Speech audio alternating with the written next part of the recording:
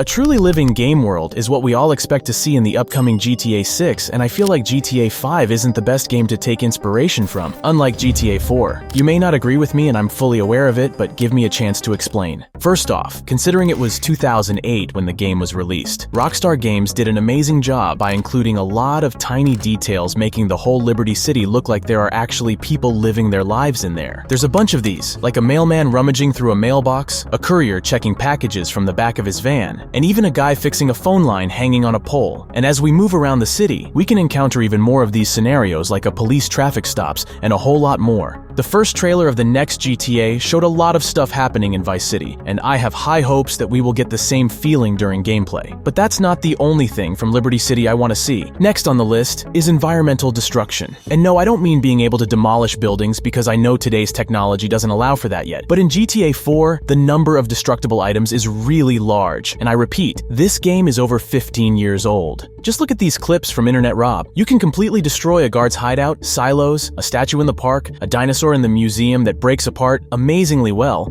and also scaffolding, these little statues, and even posters on the walls. It's truly incredible how much they paid attention to details when creating this game. Next on the list is the NPC's reactions to the weather, because GTA 5 lacked what the previous installment had. When it starts raining in Liberty City, you can see pedestrians protecting themselves from getting wet. So the civilians are using umbrellas and newspapers, and police officers are using raincoats if they are patrolling on foot. It would be nice to take it a step further, and in the opposite situation when it gets very hot, be able to see pedestrians taking off their hoodies or putting on hats. But it's not only to the weather that NPCs reacted better in GTA 4, as one of the details that this game did better than its successor is the reaction to the sight of a weapon. If you show up among pedestrians with a drawn weapon, for instance, at the sight of a rocket launcher, they will start running away, and you don't need to aim at them with the weapon to trigger this reaction, unlike in GTA 5. And when the NPCs will actually call the police, another thing is the more advanced police chases. In GTA 4, mainly in the Algonquin district during a 5 or 6 star wanted level, snipers wait for us on building rooftops, making it harder to escape from the police, which becomes quite a challenge. In the first trailer, we already saw that the police will use a greater variety of vehicles, and I hope the same diversity will appear among the officers. The fighting system definitely needs an upgrade compared to GTA 5, where we could often knock out NPCs with just one punch, and I think it totally makes no sense. In GTA 4, it's done much better, and fistfights are way more challenging and can often end up with our death. What's even better is that NPCs have different skill levels. For example, police officers, gangsters, and young people fight better than older people, which makes a lot of sense, and it's really impressive. Next thing is often requested by players, and there were various rumors about it being in GTA 6, and I'm talking about the realistic weather system. Even though GTA 4 also doesn't have a very advanced system, I feel like it's more polished than in 5. For example, it does have realistic wind, which greatly increases the immersion of the entire game. During a thunderstorm, it moves the steam coming out of grates, the smoke from exhaust pipes, and even the breath from Nico's mouth. And if you look around, you can also notice traffic lights sway in the wind. The amount of weapons we can carry is something we already know with almost 100% certainty from credible leaks that it will be limited compared to GTA 5, where we could carry all the weapons at once. The limited number of weapons is an element from GTA 4, where we could only carry one weapon from each category. And although this may seem like a flaw, I feel like it greatly adds realism and makes the game much more challenging. I'm curious, which option do you prefer, limited or not? Let me know in the comments down below. Ragdoll physics is another thing from GTA 4 that I would love to see in GTA 6. Of course, it should be slightly improved because although this mechanic in 4 was a lot of fun,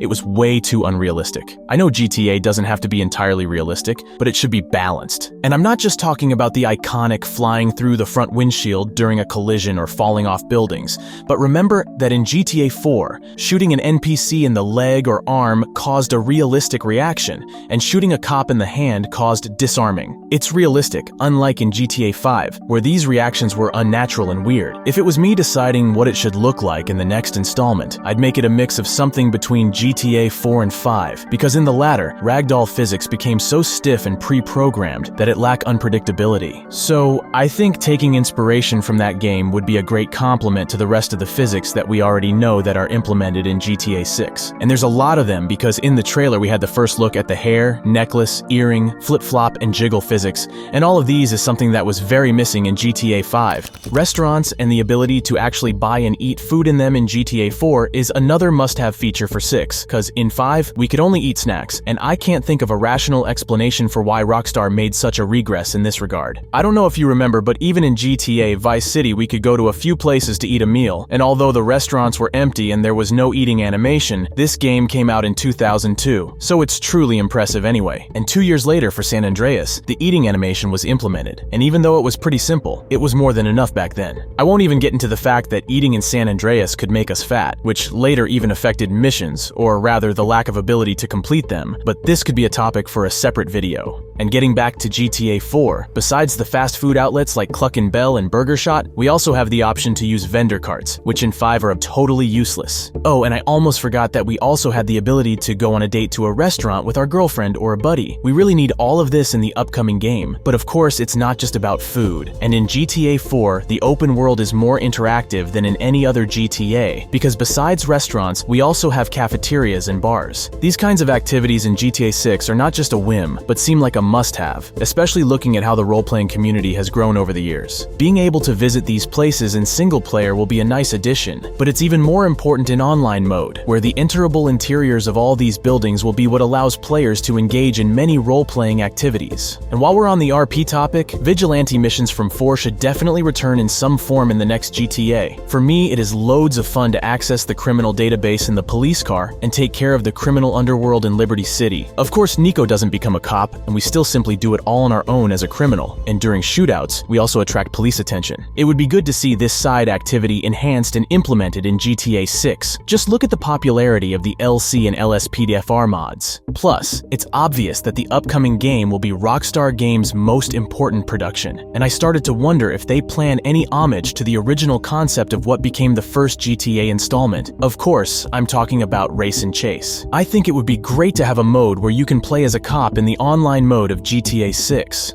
Boy, just a great day out there. Lots of sun, but you don't need a dumb bitch with fake tits to tell you that. Julie McCafferty, Weasel Weather. Broadcasters in GTA 4 announcing the weather forecasts in the local area on some radio stations was another detail I loved about this game, and it was continued from GTA San Andreas. And since GTA 4 took place in modern times, you could also check the weather forecast on the internet, which was also a nice little touch, even though I think I've never used it while playing the game. I would love to hear the same thing in radio while moving around the state of Leonida and get to know about the current weather conditions in other parts of the map and so on. And considering Rockstar's attention to detail, I think this is very possible. Some clouds moving through the area. Good time to start thinking about dying. Try homecremation.com. Julie McCafferty, Weasel Weather.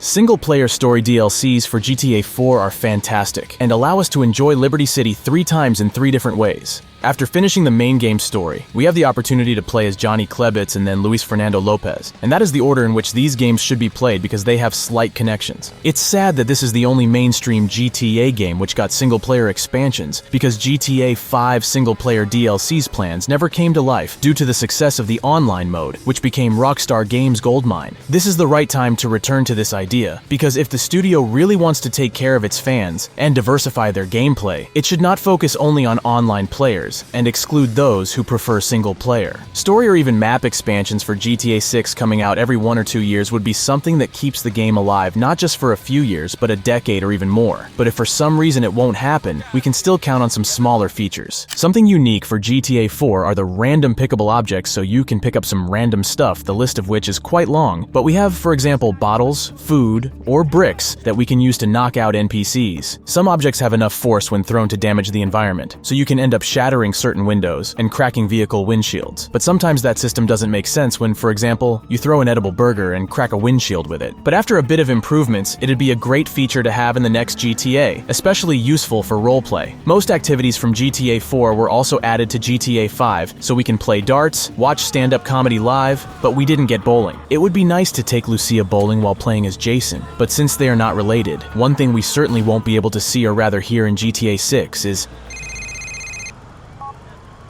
"Cousin, it is your cousin. Want to go bowling?"